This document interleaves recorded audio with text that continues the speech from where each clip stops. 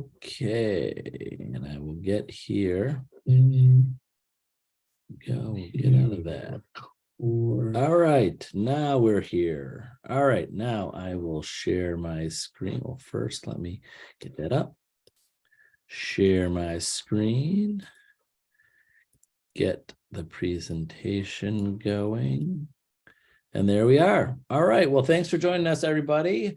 Today, Thursday, November 10th, and we're going to talk about creating a budget like a pro. And of course, like I say all the time, we are going over some just general information. Of course, creating a budget could take hours, days, weeks, depends upon how much you want to dive deep into your personal finances and savings and income and business and all of that. So we're going to give you some ideas and some things to do and some tools and things that we have available to you to do that. So I'll let Debbie run with this.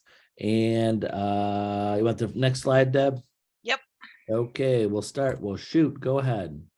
So one of the biggest things that we have to remember is that we are running our own business. So creating a budget is going to help you stay on task of what you need to achieve your goals, right? Because it's all about the goals and everything. So why do we build a budget? You want to calculate your needed income so that you know what you have to make to pay all of your bills. You want to identify the target GCI, which is your gross commission income. In case you don't know, that's what it is. And that's your main objective, because your gross commission is the same thing as your gross wages if you were working at for someone else. Okay. That's the starting point, and then you have what gets paid out after that. And then establish production goals. So this is going to help you figure out your goals. A lot of agents ask me all the time, well, I don't know what my gross commission income could be. I don't know what my production goals are. You know, I'm just starting out. How do I figure out these numbers? So this is going to try and help you figure out those numbers. And one of the biggest secrets I have for y'all, if you do use this one, or you use the formula template that's already made out by Mike Ferrante that you can get from him, you can use either one, or you can make your own. The ones that we have, though, you can go to the next screen. There we go. This one I have available to you. If you contact me, I will send it to you directly. It's already formulated. So all you have to do is put numbers in. How easy is that? And it's going to tell you what you need. So you're going to be putting in your projected costs for each of these things. And it has it spelled out in different categories to help you figure out what it is. Be realistic with your numbers. You know, if you want to be a little bit over the number, so maybe your entertainment fluctuates from month to month, depending on how much spendable income you have. That's fine. Just what is the most that you spend on entertainment on a month, so that you can make sure that you are safe as far as those numbers go. As far as your personal care and stuff like that, this spreadsheet I love because it actually has other categories. Now you could do a lump sum category if you wanted to, and just put it into other on your projected costs, because you don't want to sit there and figure out each individual number. It's fine. It's going to calculate it either way. But it's going to help you figure out what you need to make to have the lifestyle that you want. That's what a budget is. It's going to help you figure out what you need to make to pay your bills, and also for the lifestyle that you want, because you're also going to be putting in there savings, right? I want to save money. I want to have investments. I want to be able to do this and that. So this is going to help you do that. It's pretty cool. I really love it. And it is formulated. And if anybody wants it, all you have to do is message us and I'll send it to you. It's pretty easy. Great. Yeah, the main thing is that everybody has a budget, but some people just might not watch it. Yeah, Like well, they don't create it themselves. Maybe yeah. your income and your availability to credit force you to a budget, right? So income comes in and you're limited to how much income you could spend. because that's what you have in the bank. And then you have credit cards, and then there's a max on those credit cards. So a lot of people live like that. Just like, well, I have this much left in my accounts to spend, and I have this much left in credit that and my max out my credit cards, and that's their budget. And that's so we want you to get away from that. When to agents that are opening up their own business, you can't run a business that way that's successful, because when there's ups and downs and all over the place, you have to have some type of at least business budget to stay afloat, so to say, as time comes up. And I think a lot of agents don't do that because the bar is very, very low for the income that you have to spend. I know every agent, I tell this, we hate to pay board dues and MLS fees and any office fees that you have, but when those bills come up, sometimes agents like, oh, I don't have the money for it right now. Well, they didn't budget for it. They didn't put it in an account on the first transaction or second whatever. They just didn't budget for those business expenses to there. So that's not even going into saving, like you said, Deb, for yourself, personal savings, and or saving in your business to invest in yourself. So Right. you want to go to the next slide? And don't forget, I wanted to bring up this one Sure. field that's on here. Yeah. It goes along with the board dues that you have to pay. And that's another reason why we're talking about this, right? Is because guess what time of the year it's coming up is we have to pay our dues, right? So also included in your budget, if you're a real estate agent, we're independent contractors, right? So your federal, your state, your local taxes. So when you do get that commission, don't spend it all. Yeah, that's it. Yeah, You that's got to another. put some away for your taxes, because you are now going to be 1099. You are now going to have to pay your taxes. And Yeah, some people have it set up so that they pay quarterly, which is usually what the IRS will do with you after your first year. They're going to be like, well, you need to pay quarterly taxes because we know that you don't get a wage all the time. right. We get that a lot every year. We send out 1099s to everybody. And sometimes we get those calls when we send those out.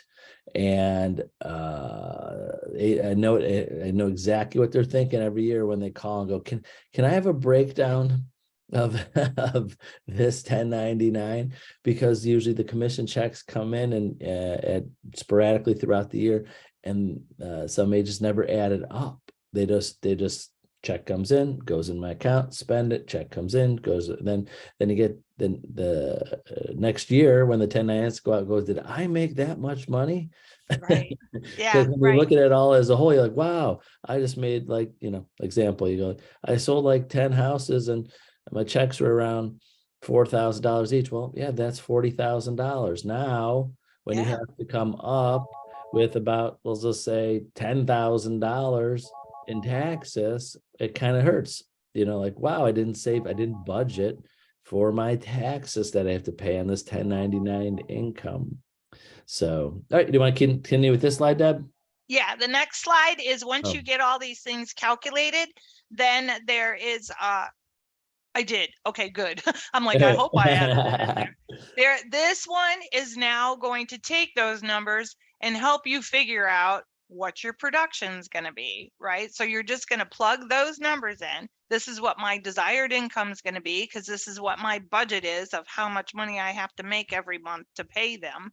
And then your average home sales price, the average office commission per side. And I don't have this calculated. When I got these things, I played around with it so you can do it, but it depends on where you are, but mostly in northeastern Ohio here, we're still doing like the 3-2 split, or at the very least 2.5. So you can plug those numbers in for your average office commission side, and that'll help you with that part. And then your agent split with the office. So those are all pertain specifically to each agent. So those numbers are going to be different. And then it'll also ask you the number of work days per year. So how many days do you want to work a year, or are you allocating for your your thing. Normal work days per year is 220 for an agent.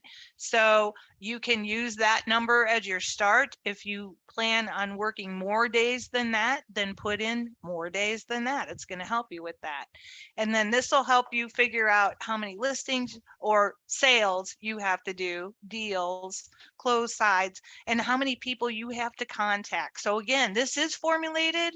It's going to help you with those numbers. It's going to tell you. Now, I have another secret for anyone who's with Homestar is if you put your GCI, remember GCI, we just talked about that, into MoxieWorks, it's going to keep track of all of your sales. It's going to give you a percentage of how long it's going to take. Go to the next slide. There you go. This is an example. Now, this is me because I'm a slacker. I don't sell anymore. So, you know, I only have 20% of my GCI there for this year, but that's okay. It's an example, right? But it's going to show active and pending. It shows how many prospects I have if I'm working with anyone. It shows how many buyer transactions I had, how many seller transactions I had, how many closed deals on the other side is going to tell you what they are. This is also going to help you with your budget and your goals. So if you're not signed up with MoxieWorks and you're with Homestar, you need to get on that because this is going to help you with your budget. It keeps track of all of that stuff. When we put the data into Century 21, it pulls into your sheet, but you can't see it if you're not in there. Okay. Right. So, and it Then just next. goes to Go tell ahead. you that if you use a budget correctly, it doesn't restrict you, it empowers you. I loved this. I saw this on the internet and I'm like, this is perfect for what I was talking about today, right? So it does, it works. If you're older like we are, you already know this. Right. But if you're a younger, new, fresh agent, then you know, this is what a budget's all about. This is why you want to do it. Right. And the one problem financially that agents have when they get into real estate is a budget, is the commission coming in.